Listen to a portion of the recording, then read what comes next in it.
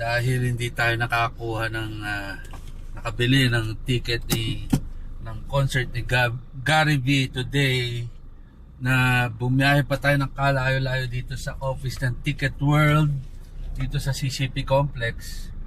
Naka-hold daw yung mga tickets ni Gary V sa Okay na. October 27, so hindi tayo nakabili. Kumanan. So ngayon, Tapos kumanan. nag-decide kami dalawa ni Miss Cherry and Mr. Dakoy na kumain na lang ng halal food.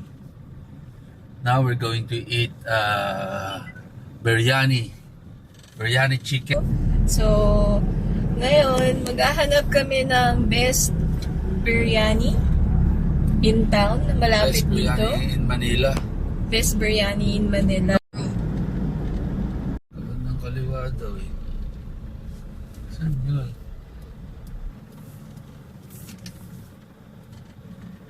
Saan siya?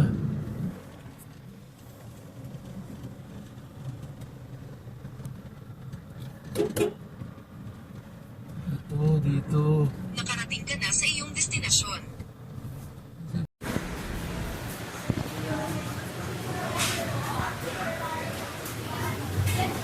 Nakarating na rin kami sa sikat na bilihan ng biryani chicken. At mukhang hindi lang chicken ang makukuha namin dito, kung hindi mga lutong bahay na halal dishes din.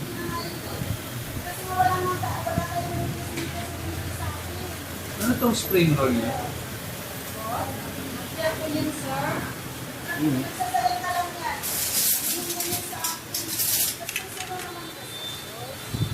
Wow! Ang laki ng serving!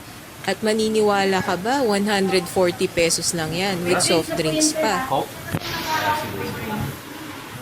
Ito na ang aming biryani rice, chicken, may sour sauce, at gulay na nilagyan ng konting asin.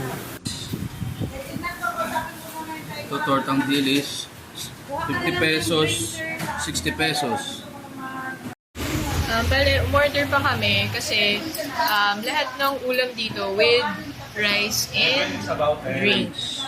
So, bukod sa healthy siya, para sa amin affordable yung ganito. At masasabi namin na masarap, di ba? Masarap talaga siya. Lutong bahay.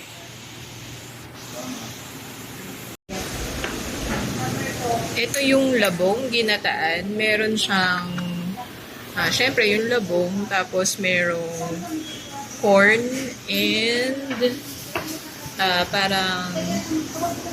parang dahon ng sili ata ito. Meron din siyang halong hipon saka okra. So dahil nasarapan kami sa kanyang biryani chicken, magte-take out kami para sa aming mga loved ones sa bahay. And ginagawa na ni ate ang biryani chicken take out.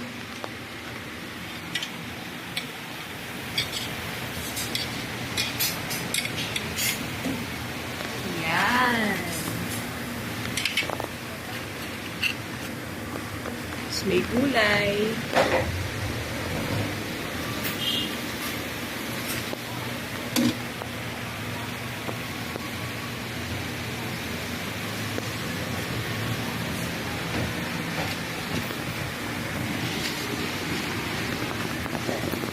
Wow, sarap, di ba? At merong sauce. Siyempre, yung isa pang natikman ko yung labong. Ginataang labong na super sarap.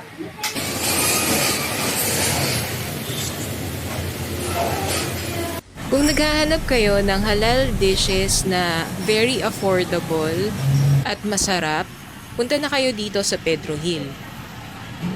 Sa halagang 50 pesos, meron na kayong gulay, rice, at choice nyo ng mineral water or soft drinks.